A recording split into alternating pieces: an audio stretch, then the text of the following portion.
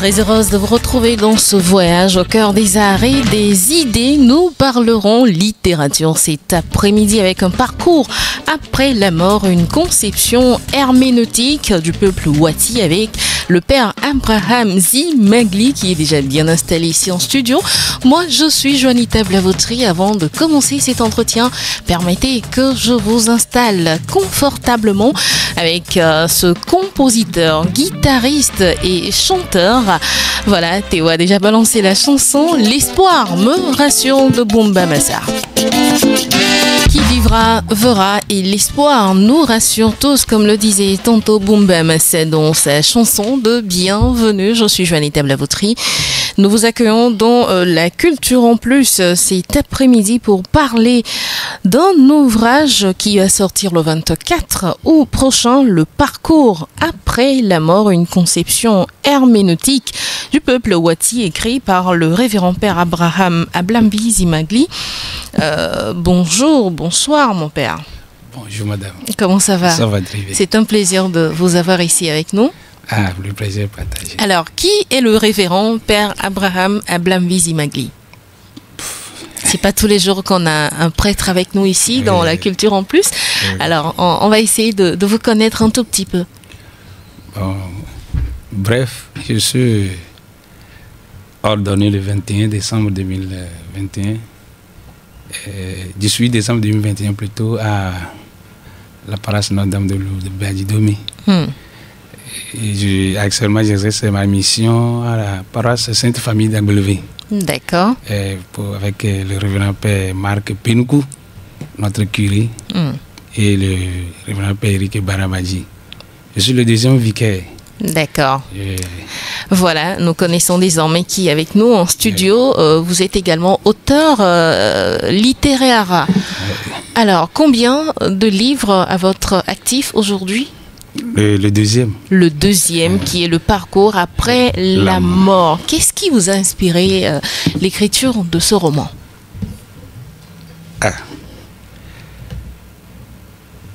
En observant le monde aujourd'hui, bien-aimé, nous voyons qu'il y a beaucoup de cataclysmes qui dérangent, qui gênent l'attendement humain. Et on n'arrive pas à percevoir ce que c'est que le vrai sens de la mort. Je me suis posé mille et une questions pour connaître un tant soit peu la destinée de l'humanité. Il y a bon nombre qui se posent la question, est-ce qu'il est déjà mort ou pas? Non. Je suis là pour le moment. J'en viens. Pour l'instant, j'en viens aussi parce que c'est pas bon. Non, moi personnellement, j'en viens également.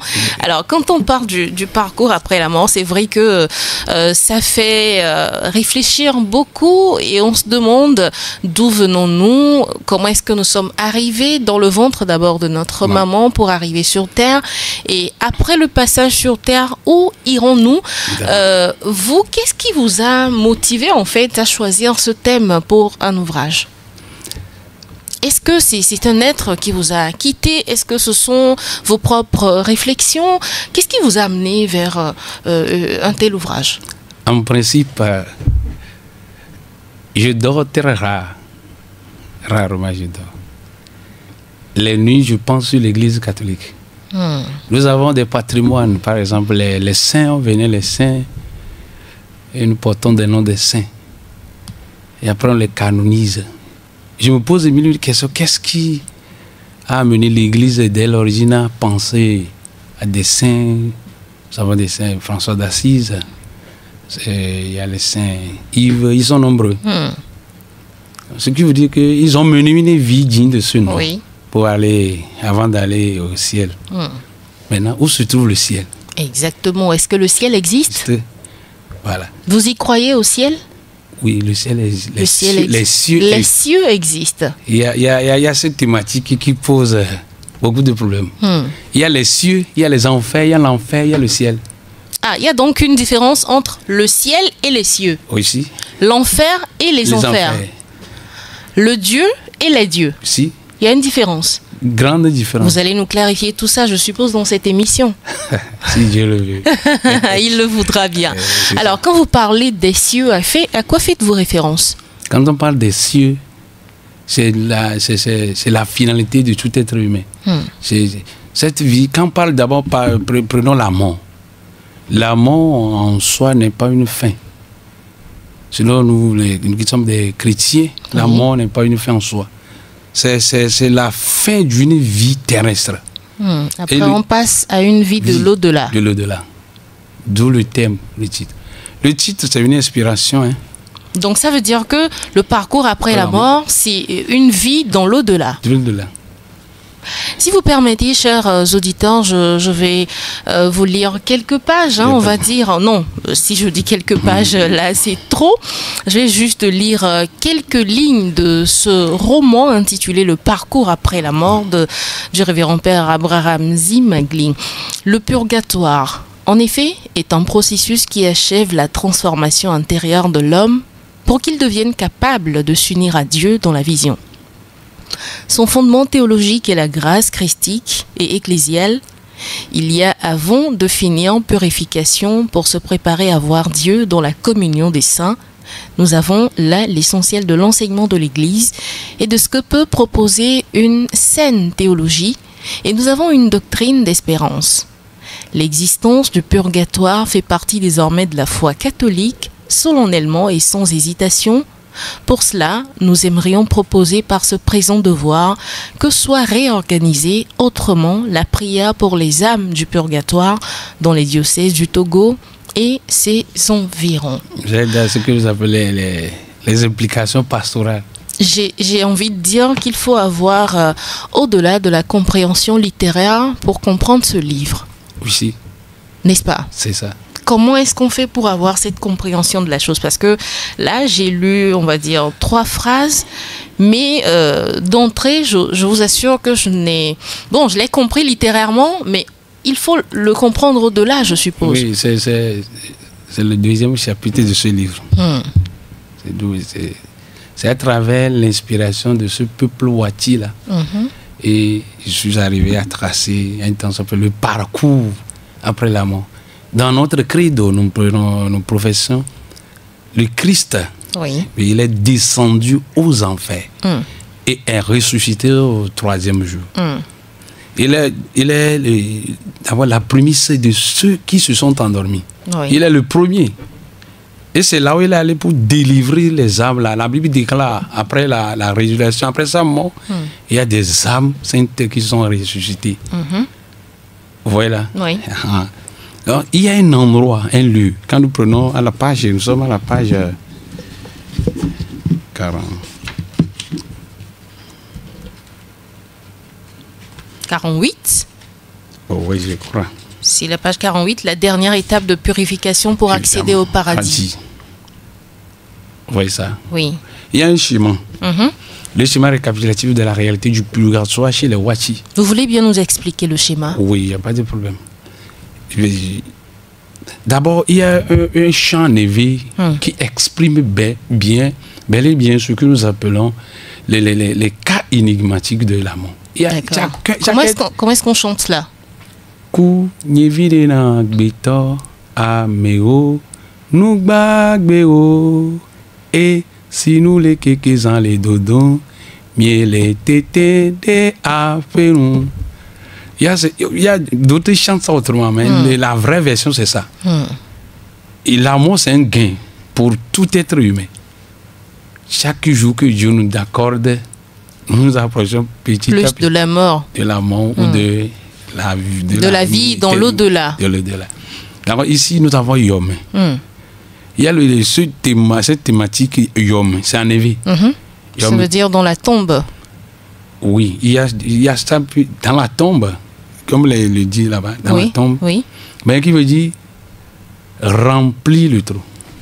Remplis dedans. Yomi, c'est-à-dire remplis-le. Ah, c'est profond là. Oui, c'est ça. Faut comprendre au-delà, voilà. Je le disais tantôt. Quand les gens disent Yomene Fanon, ça n'a pas de sens, ça n'a pas un fondement. D'accord. Dans tous les domaines, ça n'a pas un fondement. D'accord, le corps que nous voyons, le corps humain, là, c'est une enveloppe. Bien sûr. L'enveloppe cache le trésor qui est à l'intérieur. C'est après l'ouverture qu'on découvre ce qui est à l'intérieur. Le corps cache ce que nous appelons l'âme. L'âme, nous sommes créés à l'image et à la ressemblance de Dieu. C'est pas ce que nous voyons, ça. Hein. C'est pas ce que la Bible dit. L'homme est créé à l'image et à la ressemblance de Dieu. Et je vois le frère à côté qui est... Espoir, oui, le réalisateur. Oui, il est créé à l'image et à la ressemblance de Dieu. Mais ce qui fait de lui, là, c'est l'âme qu'il possède. C'est pourquoi on voit... Donc quand nous voyons quelqu'un physiquement comme ça, c'est juste une coque, on va dire. Oui, c'est un corps. Donc, bon, vous m'excusez l'expression, hein, bon, on dit ça. Nous voyons les fous traîner sur les dépotoirs. Oui. Mon Dieu n'a pas cette forme. Nous voyons les Mongols et autres. Il y a les Taos ou en Névé, on dit souvent là. Mais ils sont créés à l'image de Dieu. À la ressemblance de Dieu. Oui, il y a Dieu en eux.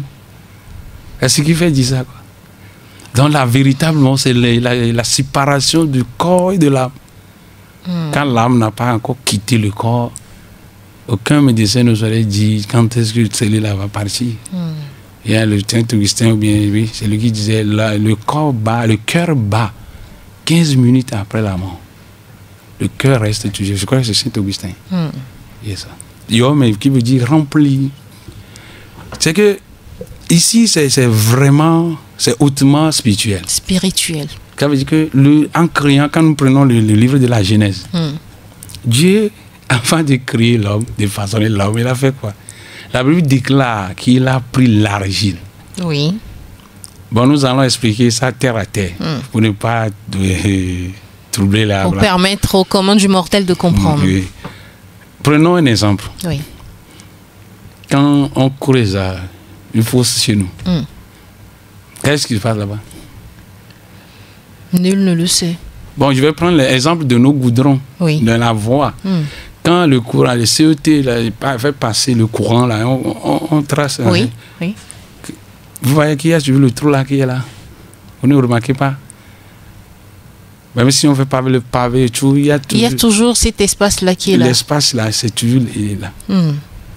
C'est blessé, quoi. À vie. À vie. D'accord. Là, à moins que on va reprendre le goudron de façon unanime. Unanime. Sinon, arrivé là-bas, je saurai qu'il y a eu quelque chose là-bas. C'est de la même manière, là, quand on parle, Dieu a pris l'argile quelque part. Et chacun de nous a son trou à remplir un jour. C'est pourquoi je ne comprends pas les gens qui te disent, ma fille, je vais te montrer là. Il ne fait rien. Chacun ira remplir son trou. Tu peux mourir en avion, en bateau, je sais pas, en crash, je sais pas. On peut t'enterrer même avec de l'argent. De l'argent, de l'or, avec n'importe quel cercueil. Chacun ira remplir son trou. Donc là, vous essayez de dire que le trou creusé lorsque l'on créait l'homme que nous sommes, c'est ce même trou que nous repartons boucher après la mort. Et l'âme ira chez son créateur. Après la création, il y a eu quoi? Dieu a soufflé. L'homme était déjà façonné par l'argile. Il était un corps sans vie. C'est Dieu qui a inspiré souffle de vie en lui. Mais il est où le Dieu qui insuffle ce souffle de vie? Et c'est ça qui dépasse l'entendement. Mais selon Emmanuel Kant, c'est un mystère. Un vrai mystère. Oui, Dieu, là, c'est un mystère. Il ne peut pas le percevoir. On ne peut pas le quantifier, on ne peut pas le toucher. Non. Il est là, dans l'imaginaire. Il est omniprésent. Il est là partout, il est là. C'est quand même difficile d'y croire comme ça. Hein? Et c'est pourquoi dans la vie, bien aimé, il ne faut pas mener la vie autrement. Comme cela, tu vois. Il faut mener la vie avec une sagesse. Oui. Je vais vous donner un exemple. Oui. Prenons notre corps. Je vais donner l'exemple de ce vaccin que nous prenons depuis l'enfance. Ouais, le premier vaccin que nous prenons quand je ne sais pas si ça existe encore. Hein. Si, ça existe. Vous allez voir toujours le truc. Oui, là. Ça existe. Depuis l'enfance, hein. C'est vrai que nous, on a un peu grossi, donc les nôtres ont disparu. Mais pour bon nombre, ça existe pour moi, ça existe. Ouais, non. Oui. Bon, je donne les cicatrices que nous avons là. C'est comme ça la nature. Hein. Tout ce que nous faisons aujourd'hui là, nous blessons la nature. C'est pourquoi on dit tôt ou tard, tu vas récolter. Tout se paye. Tout se paye ici-bas. Ici, avant d'aller dans l'au-delà. Tout se paye ici-bas. C'est grâce, c'est le Christ, c'est la conversion véritable qui peut nous racheter. C'est la conversion véritable. Sinon, sans quoi? Il y a des réalités dans nos villages que, dans le livre là, m'a fait vraiment découvrir pas mal de choses. Hein. J'ai raconté des chefs traditionnels hautement vraiment théologiques. Hein. Ils sont vraiment... C'est horrible leur connaissance. Mais il y a d'autres aussi qui sont ignorants. Il y a d'autres chefs qui sont ignorants. Mais de l'autre côté, il y a des chefs vraiment... Attention, la connaissance humaine, ce que c'est que la valeur de l'homme. C'est pour un corps comme ça, on ne peut pas jeter un corps. Le corps sans vie, c'est entretenu. C'est entretenu. Ouais, ça me fait mal quand je vois après la mort de quelqu'un, la famille se divise, se battre. Mais le mort est là, hein, au lit. Vous allez voir, non, je ne veux pas qu'il soit enterré ici. D'autres diront qu'il soit enterré à Lomé, à Dapan, à Cara, en France, outre là. Ça n'a plus d'importance. Vous voyez, vous comprenez un peu là? Il y en a qui l'enterrent juste après la mort. Je parle de nos amis musulmans ou qui attendent le lendemain peut-être pour l'enterrer. Il y en a qui attendent un mois, voire des années avant d'enterrer un mort, juste peut-être parce que la famille n'est pas sur place ou encore on attend que son fils revienne des États-Unis, de la Chine, etc. Quel est l'idéal à faire, mon père? Pour l'enterrement, l'idéal... Avant, on enterrait les gens 2 jours, 3 jours après. Avant, on n'avait pas les morgues ou les chambres frigorifiées où l'on gardait les gens. Et aujourd'hui, avec la modernisation et autres, bon, on fait la conservation des morts. Jusqu'à un long moment. Est-ce que cette conservation ne permet pas, ou plutôt n'empêche pas le défunt de peut-être quitter réellement son corps, c'est-à-dire que l'âme quitte le corps pour rejoindre l'au-delà dont nous parlons tantôt? Une fois rendue l'âme a fini sa mission. Que vous enterriez le corps ou non? Mais le corps humain demeure mystère. Vous voyez, non? Je ne pas banaliser. On ne peut pas banaliser un corps humain comme ça. Parce que l'âme a déjà quitté le corps, ou le souffle, bien l'esprit a quitté le corps. Vous voyez ça? Il y a une expression, quand les gens disent les sorciers vont attaquer ton âme, c'est faux. Qu'est-ce qu'ils attaquent? Nos esprits. Ils manipulent nos esprits. L'âme là, même Jésus-Christ, il dit, il ne connaît même pas l'heure. Le Fils de l'homme lui-même, hein, il ne connaît pas. Il y a des expressions erronées qui sortent de la bouche des gens. Quand tu coaches avec les sages là, tu vas comprendre que vraiment... Mais quand les gens disent, bon, Dieu, il est... Je crois que nous sommes avec la bonne personne cet après-midi pour nous expliquer un peu le processus de la vie à la mort, l'au-delà, qu'est-ce que nous comprenons de cela. Il en parle justement dans son ouvrage que nous découvrons cet après-midi dans la culture en plus, le parcours après la mort. Selon le peuple Wati, j'allais demander si vous êtes Wati. Oui, je suis Wati. D'accord. La raison pour laquelle donc vous êtes allé dans vos origines pour chercher c'est après la mort, n'est-ce pas? Oui, bref, c'est la Wati ici. Je saisis l'occasion aussi pour expliquer ça. Wati, c'est pour dire, c'est une branche de l'éveil, des éveils. D'accord. C'est une branche des éveils. Pour dire que le livre là, c'est universel. C'est pas trop dit quand même. Mais Wati et puis l'Église catholique, est-ce que on va pas dire c'est un peu parallèle? Là, d'un côté, c'est la croyance chrétienne, de l'autre, les peuples Wati, est-ce qu'ils sont réellement des chrétiens? Non, pas tous. Pas tous, n'est-ce pas? Mais quand vous comparez l'après-mort des Wati, enfin, vous jumelez les deux pour faire un roman, est-ce que c'est pas un peu paradoxal? Non, nous appelons quelque chose l'inculturation. C'est encore une idée pour le livre là. Paix à son âme, Monseigneur Yves Nicodème. C'est lui qui devait préfacer. Il avait même écrit la préface. Oh là là, il nous a quittés il y a 1 an aujourd'hui, paix à son âme. Il y a un an. Mais la préface a été réalisée par le père Placide Teffé. Merci, merci à lui. Et je dirais, quand nous prenons la Bible, tout ce qui... Il y a le nom... Il y a quelques noms qui ne sont pas dans la Bible réellement comme ça. Mais nous avons et Tiepe, c'est dans la Bible. Tiepe, ça veut dire quoi? En principe, Tiepe, là, c'est le carrefour du grand jugement. C'est là où tout est décidé. Tu vas en enfer ou tu vas au ciel ou quoi, là. C'est là.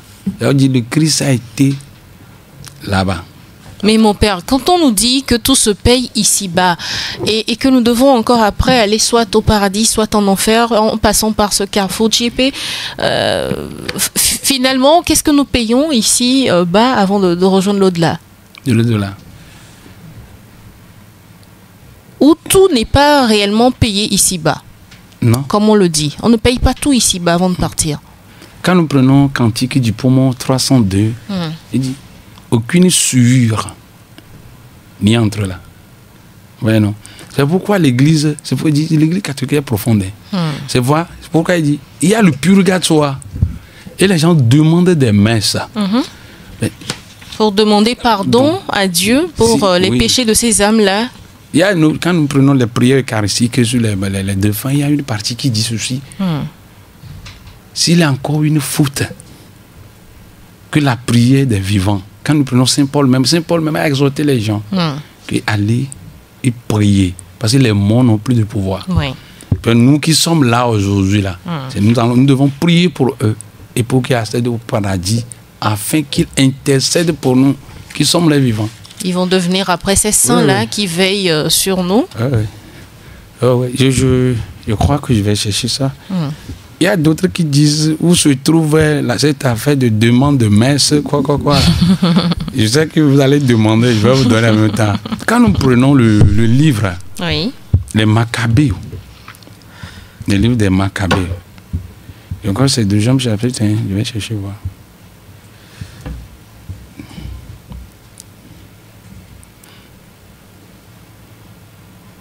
C'est 2 Maccabées. Oui. Qu'est-ce qui se dit là-dedans? Ok, je vais vous lire en attendant. Oui.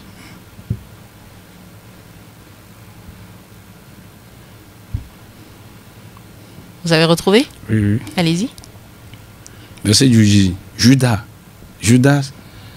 persuadé qu'il pouvait en effet lui rendre beaucoup de services, consentit à leur accorder la paix et après qu'on se fut donné la main, il se retire sous leur tente. Judas, attends, j'allais.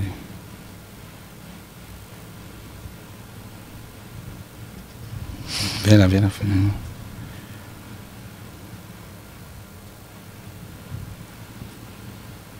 C'est retrouvé? Et c'est dans verset 42. Oui. Je vais voir verset 42 à 46. Il dit ceci.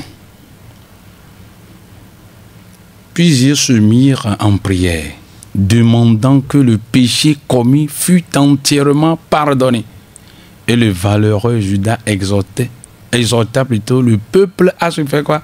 À se garder pur de péché, ayant sous les yeux les conséquences du péché de ceux qui étaient tombés. On ne peut pas finir ici. 2 Maccabées. C'est 2 Maccabées. Pour ceux qui ont la Bible à la maison, oui, la Bible tombe, la Bible Jérusalem, allez sur Internet, vous allez trouver 2 Maccabées, chapitre 12, verset 42 à 46. Qu'est-ce qui s'était passé? Après la guerre, là, les siens ont été tombés, tués. Il les a rassemblés. Nous allons maintenant récolter ou bien cotiser tout que tu as, que ce soit l'argent, le maïs et tout.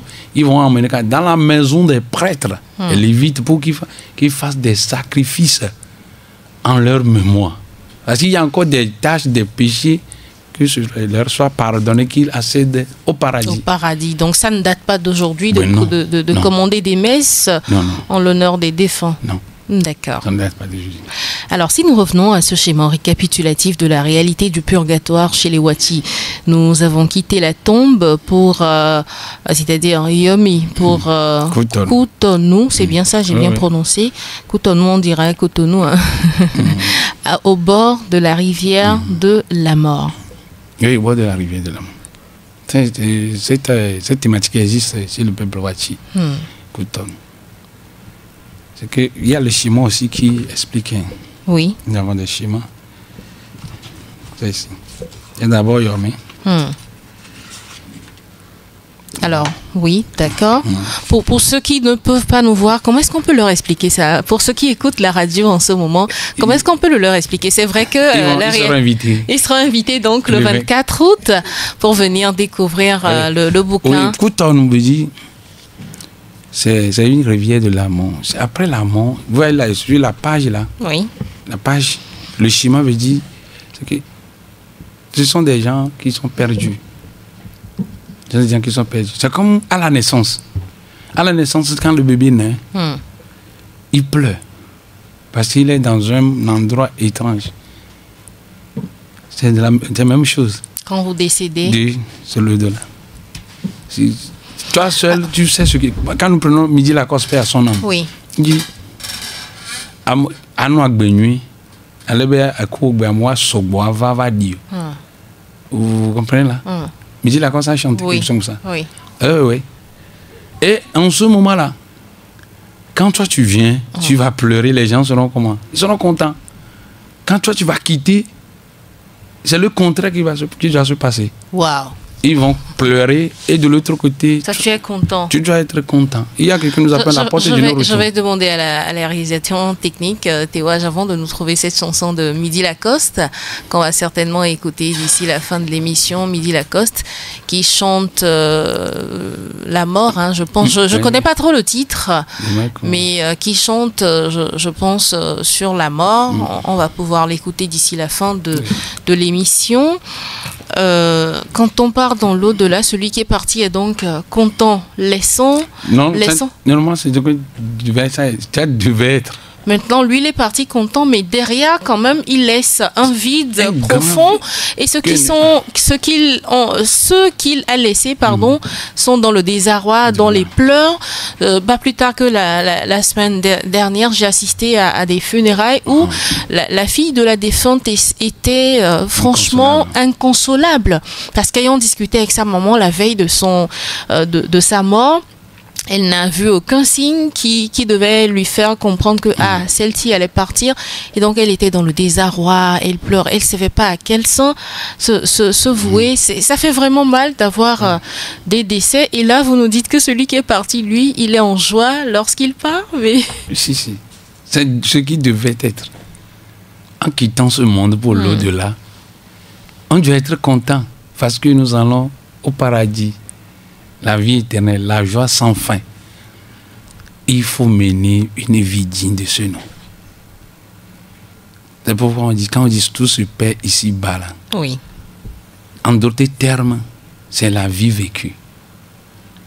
L'amour de certaines personnes donne la joie, en fait. Hein. Vous n'avez pas encore assisté à cela? Non. À moins que la personne soit peut-être dans la centaine. Non, je ne parle pas de l'âge. Ça dépend de ce qu'il a représenté pour la famille. Il y a d'autres qui sont des corvées pour leur famille. Après leur mort, où les gens sont contents. Franchement. Où les gens sont contents. Les gens sont contents. Waouh. Il y a une partie aussi dans ce livre que nous appelons, dans notre milieu, il y a Zogbe. Et on l'appelle Gamma Pivim et autres. Ceux qui sont morts accidentellement, c'est pas une parenthèse, morts avec grossesse ou autre chose. Vous m'excusez, l'Afrique est en train de se perdre. Nous avons Je suis parfaitement d'accord avec vous. Nous avons assez de... Je ne vais pas dire, c'est mal compréhension de la colonie, de la religion. Hein. La religion chrétienne et la religion animiste. La religion n'a rien à voir avec la tradition. Chaque religion a sa tradition. Mais aujourd'hui, non. Nous mélangeons tout, en fait. Nous mélangeons tout. En partie, a raison. Hein. Un vieil Africain qui meurt là. C'est vraiment une bibliothèque. C'est un baobab. Oui, qui est parti comme ça, quoi. Il dit, c'est une bibliothèque qui brûle. Il y a assez de connaissances. Il y a des pouvoirs en Afrique. Les aïeux partent avec... Il y a un chef, je préfère taire son nom, qui me disait qu'il a toujours ce mal en lui, là. Il a un pouvoir qu'il devait laisser. Mais il se demande, après sa mort... Comment est-ce qu'on va utiliser ce pouvoir là. Et donc, il ne l'a pas cédé. Il est là pour le moment. D'accord. Mais il n'a pas encore cédé. Il n'a pas encore cédé. Mais il ne m'a pas dit le pouvoir aussi. Mais comme j'en sais de quoi il parlait, je n'avais pas insisté. De nous, tu viens de rendre l'âme avec une grossesse. Mais il y a des gens, ils ne vont pas faire césarienne. Hein. Mais la femme là va accoucher. Avant qu'elle soit enterrée, il va aller demander aux grands. Il y a ce pouvoir en Afrique qui peut aider. Cette affaire de césarienne, je n'ai rien contre rien. Que les docteurs ne veulent pas. Hein? Moi, mon papa, c'est à Gossou. Il est venu avec les pieds. C'est ça. Ben, ma vieille n'a pas subi les... La césarienne. Non. Elle a accouché elle-même d'un bébé qui est venu par les pieds. Oh oui. Mais aujourd'hui, c'est quasi impossible. Hein. Vous allez à l'échographie. Dès qu'on découvre que votre bébé envoie les pieds net, on vous programme pour une césarienne. Et cette peur-là anime les femmes enceintes aujourd'hui. Avant, ce n'était pas le cas. Quand on était enceinte, on n'avait pas peur. Avant. Tu as peur. Tu vas faire un enfant, tu vas te donner un enfant au monde. C'est ça. De la même façon dont Dieu l'a envoyé, c'est de cette même façon qu'il va le faire sortir. Oui, c'est ça. Et nous sommes avec le de Jérémie 1, verset 4 à 10. Ça. Avant que tu ne sois conçu dans le sein maternel, je sais le programme que j'avais pour toi. Avant que tu ne sortisses, je sais le chemin que j'étais. Il y a Dieu dans nos villages qui a chanté ça. Avant que je ne sois né. C'est ça. Chemin tracé, c'est ça.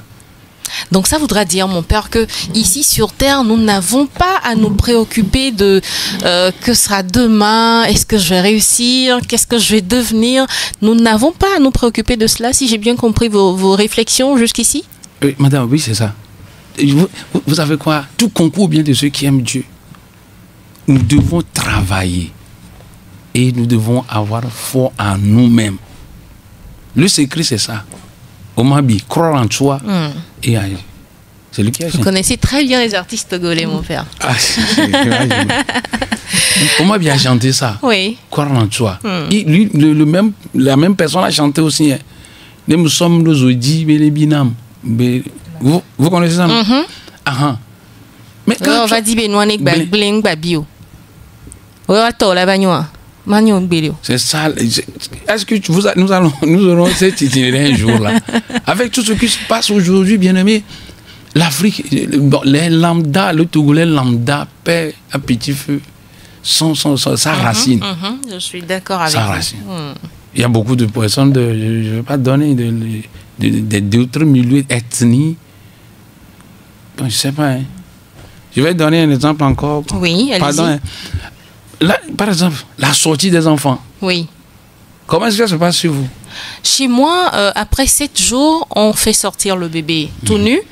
Le père ou la tante ou encore un oncle prend de l'eau, prophétise là-dessus, envoie l'eau sur le toit et on laisse ça tomber sur l'enfant quelques instants. Ensuite, le papa prend l'enfant, le bénit, la tante, enfin, tous ceux-là qui sont importants. Dites-moi, où est la partie satanique dedans? Il n'y a aucune partie satanique. Il n'y a aucune partie satanique là-dedans. Mais aujourd'hui, combien de personnes dans votre famille font ça? On se dit chrétien. Non, j'en viens. Ça là, c'est la tradition de chez vous. Voyez, non? Quand il y a chrétien, il est devenu chrétien. Il a adhéré à une conception, une nouvelle conception. Donc, ici, ça ne l'empêche pas de garder sa tradition. Non, c'est la tradition chrétienne qui va maintenant adopter. Mais quand d'autres qui sont de l'autre côté, qui font ça là, ils sont aussi dans leur truc là. C'est leur réalité. Je suis prêtre. Vous voyez, non? L'église, 8 jours après, on fait sortir l'enfant. Oui, bon, pas baptise, mais fait sortir l'enfant, oui. À l'église, il y a des paroles qui disent, il est venu, va affronter la brûlure du soleil, la pluie et autres. Qui veille sur c'est ça la tradition de l'église.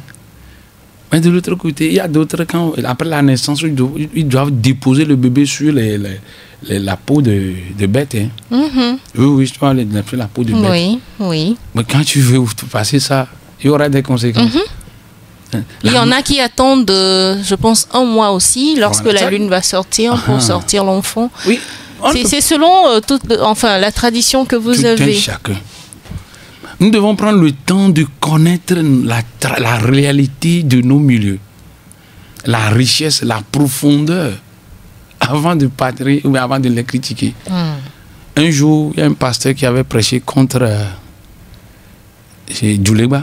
Je ne sais pas si c'est Djouleba, une divinité dans un milieu là. J'ai suivi ça sur TikTok. Mais il n'a pas le droit. Après, je pense que lui-même il s'est excusé. Oui, je pense que j'ai vu l'histoire aussi sur TikTok. Non, c'est une erreur fondamentale. On a eu également un prêtre comme ça qui a quitté après les rangs, je ne sais pas comment. Ah, le père à son âme, oui. Joseph Bassi. Oui. Vous voyez ça, non? Oui. Vous voyez? Madame, c'est triste, c'est triste. C'est triste ce qui arrive. Pour avoir les pieds sur terre, chercher à connaître votre tradition. La réalité de vos Le problème aussi aujourd'hui, je pense, c'est que les jeunes n'ont plus ce temps-là. Est-ce que ce n'est pas avoir le temps? Ils ne prennent plus à cœur d'aller vers les plus âgés, les plus sages, afin d'apprendre de savoir d'où est-ce que réellement l'on vient, sur quelle base est-ce qu'on a bâti d'abord ma naissance, ma famille et tout ce qui va avec. On n'a plus le temps, en fait, d'aller demander tout ça. Et, madame, il y a aussi une réalité qu'il faut se les donner. Oui. L'histoire de la naissance, l'histoire liée à la naissance. J'ai dit, mon papa, c'est à Gossou. Déjà, quand on te dit, tu n'auras à Gossou, on t'explique la naissance. Ah, c'est comme ça tu es venu, avec une difficulté. Maintenant, tu affrontes maintenant la vie. Tu connais l'histoire de ta vie, de ton parcours. Qu'est-ce qui va te faire peur encore? C'est de la même manière que la mort. Nous savons que c'est une réalité universelle. La mort, elle est unique. La mort, elle est unique. Et il y a l'autre, je ne sais pas qui l'a chanté, Afika Nyen, ce sont les protestants ou bien, je ne sais pas, c'est dans... Afika Nyen, bon là, il est Nyekumobo. Je ne connais pas qui l'a chanté. Ouais, c'est une question... Renia ou qui, je sais pas, ça doit être Renia. C'est une question fondamentale, hein. Où ira mon âme, hein, après... Tu ne verras pas ton âme. Mais c'est justement ce que vous dites dans ce livre qui s'appelle Le parcours après la mort. Le parcours après la mort, selon les Wachi que vous avez raconté ici réellement, en un débrief. Qu'est-ce que vous pouvez nous dire là-dessus, mon père? Le parcours après la mort, c'est pour dire qu'il y a une réalité, une vie réelle après cette mort. Après cette mort. Oui, il y a une vie. La vie éternelle existe réellement. Ça existe. Quand nous prenons Pascal, nous avons une expression Paris pascalien. Vivez comme si le paradis existait, quoi. Et menez la vie digne de ce nom. Je vais paraphraser. Mais au lieu de mener la vie à la jumentisme, après on te dira qu'il y a vraiment un paradis. Et que vous ne pourrez pas accéder à ce paradis. Ah, c'est grave.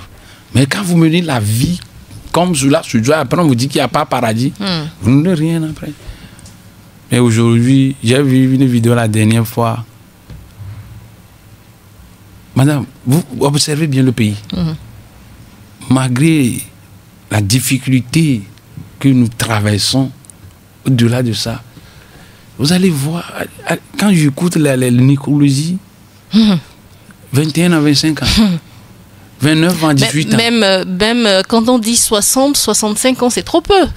Ah oui. Nos ancêtres sont allés à 80, 90. Oui. Mais qu'est-ce qui se passe? Point d'interrogation. Et nous devons connaître les choses. Je vais donner cet exemple-là. Oui. Peut-être tu es dans une maison. Location, hein? Oui. Le propriétaire de la maison dit, dans ma maison, on ne balaie pas la nuit. Avec le balai simple. On balaie avec, bon, je sais pas. Il y a un balai adapté pour la nuit, oui. Oui, Zanha, ça ne fait pas du bruit. C'est pas parce que tu es chrétien que tu vas venir tordre le cou à la règle instaurée. Non. Ah non. Non. Ça marche pas. Ça ne marche pas. Ça ne marche pas. Sur d'autres, si on enterre les morts autrement. Ici, chez nous, nous avons notre manière d'enterrer nos morts. Vous voyez ça là? Maintenant, la personne a dit, dans ma maison, il n'y a pas ça. Et il a mis les cordons. Vous comprenez? Lorsque tu auras ta propre maison, avec tout ce qui va avec, Tout ce que tu veux. Oui. Si tu veux même balayer à 1h du matin. C'est ta maison. C'est ta maison. Oui. Mais quand la personne... Qu'est-ce que je voulais dire? Je voulais faire comprendre aux gens, aux éditeurs et aujourd'hui que on doit se respecter. On doit se respecter. Celui que tu vois aujourd'hui là, ce n'est pas sûr que tu le reverras demain. Ce n'est pas sûr. Nous avons perdu un camarade comme ça. C'était un jeudi. On revenait là, à ce moment, il était là. On allait le matin très tôt là pour aller acheter des friperies. Oui. Maintenant, on cherchait Gaudas pour jouer. Il a dit non, il est allé au port, il va revenir, tout le monde va y aller. Il y a un ami qui dit qu'il a gardé les Gaudas pour nous. On attendait un passé, mais il est revenu, il dit, il a rentré en chambre, je vous raconte l'histoire de 2003.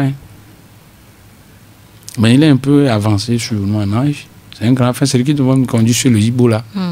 Il a rentré, il est en train de dessouiller sa chaussure et il est mort comme ça.